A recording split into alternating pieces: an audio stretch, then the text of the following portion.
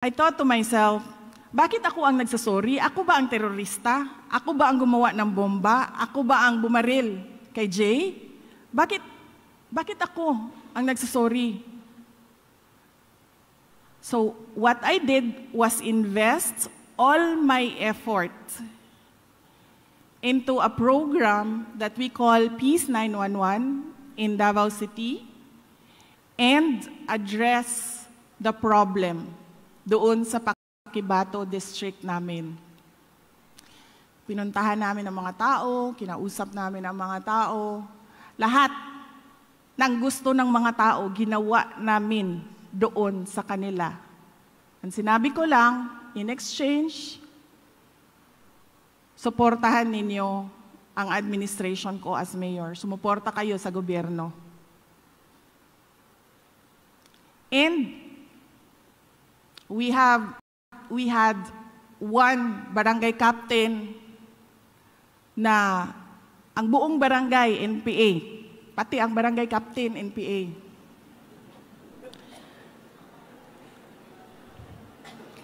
Doon sa Paquibato District. Of course, dahil NPA siya, hindi siya mutuog yun kay Inday Sara. So, there is no, sa akin, sinabi ko sa team, there's no talking to a person na dili na gusto makigistorya, dili na abli ang iyahang panghuna-huna, dili na siya open to new ideas. And then, on that part, I let the military do their thing. And this barangay captain called the President of the Republic of the Philippines. And he said, they call him Mayor. Mayor, si Kapitan kuan ni, kainomdom ka na ko, di ba amigo manta dinhi? Ako sa barangay kuan, nakabisita ka dinhi sa amua. Gina-parade ni Inday Sara ang ako ang balay. Di nami kagawas sa balay, kay napuno nami og bala. Kada mo gawas mi, na ay bala nga mulupad. I am not, as a mayor and in my experience as a government official, I am not an expert to talk about disasters and typhoons. Yan ang sa inyo. Pero when I talk about insurgency, yan ang sa akin. Because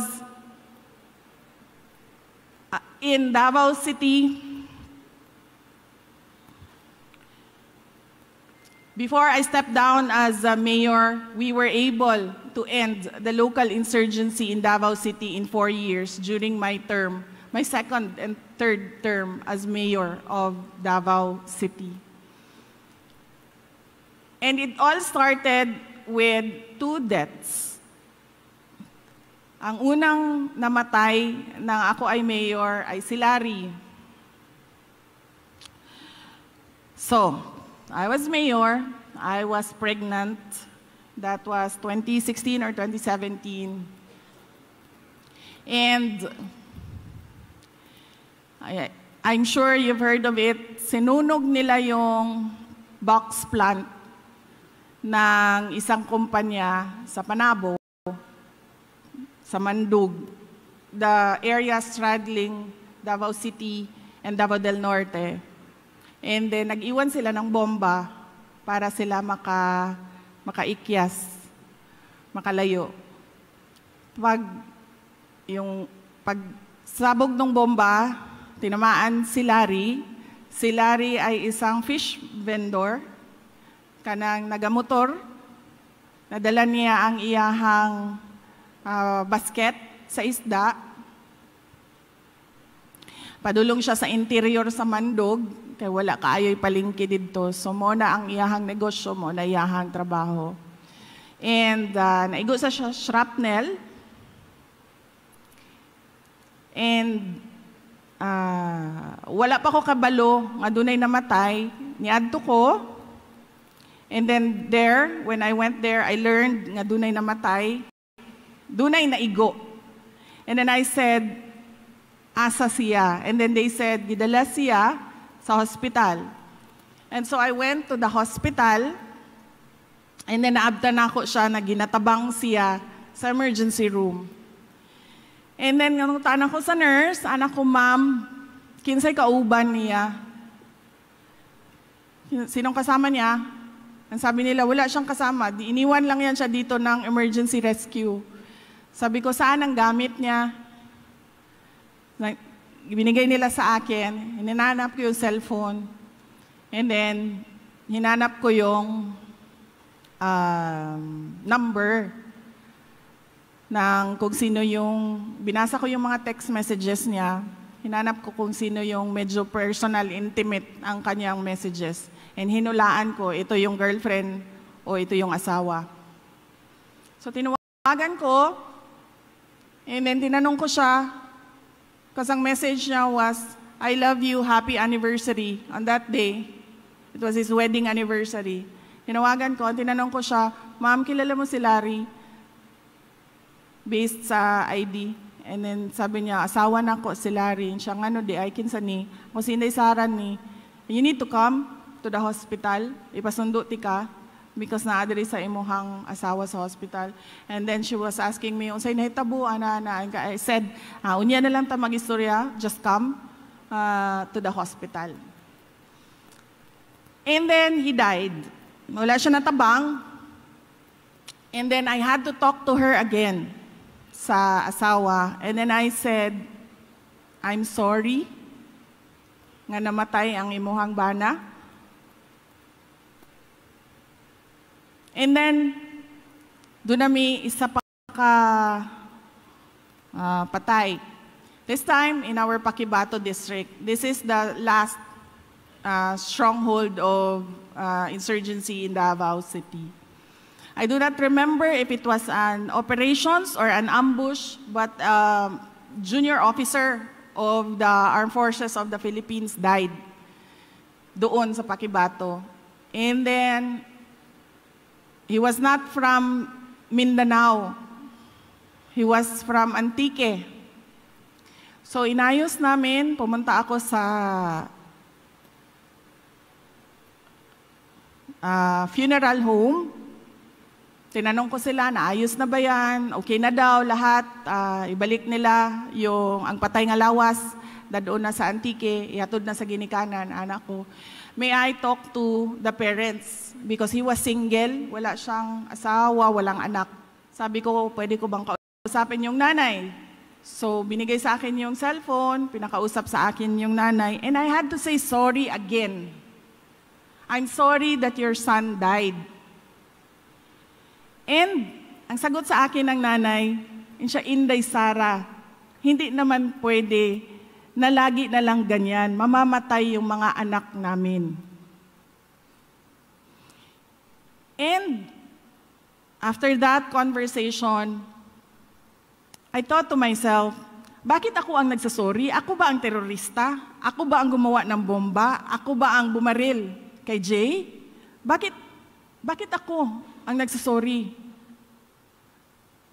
So, what I did was invest all my effort into a program that we call Peace 911 in Davao City and address the problem doon sa Paquibato district namin.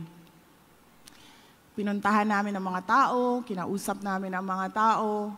Lahat ng gusto ng mga tao, ginawa namin doon sa kanila. Ang sinabi ko lang, in exchange, suportahan ninyo ang administration ko as mayor. Sumuporta kayo sa gobyerno.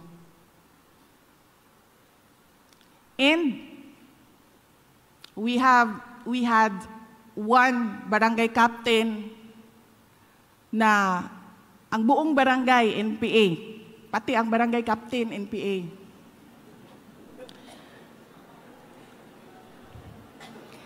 Doon sa Paquibato District. Of course, dahil NPA siya, hindi siya mutuog yun kay Inday Sara. So, there is no, sa akin, sinabi ko sa team, there's no talking to a person na dili na gusto makig-istorya, dili na abli ang iyahang panghuna-huna, dili na siya open to new ideas. And then, on that part, I let the military do their thing. And this barangay captain called the President of the Republic of the Philippines. And he said, they call him Mayor. Mayor, si Kapitan, kuan ni, kahinomdom ka na ko, di ba amigo manta dinhi? Ako sa barangay kuan, nakabisita ka dinhi sa amua. Gina-parade ni Inday Sara ang ako ang balay. Di nami kagawas sa balay, kay napuno nami og bala. Kada mo gawas mi, na ay bala nga mulupad.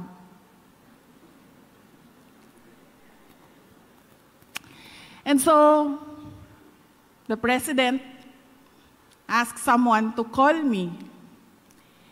And then I said,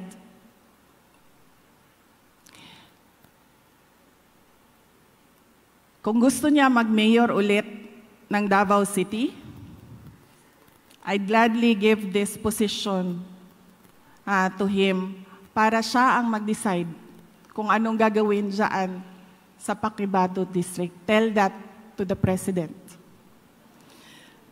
So I just want to emphasize to you that the secret, as I said earlier, is the cooperation between governments and the people. And the success is in the hands of the governor and the mayors. It is quite a complicated process, kaya hindi ko sinasabi sa mga mayor, sa mga barangay captain na lumaban kayo, kasi hindi ko naman ma-reassure ang security ninyo 24 hours a day because ambush happens at any time of the day. Isang bala lang yan, tapos ka na.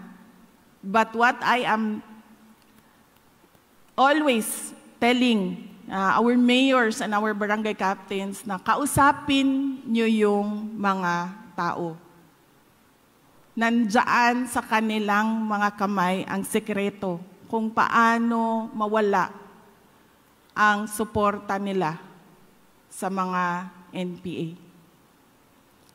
So that is why I am passionate about coming back again and again dito sa inyo sa Samar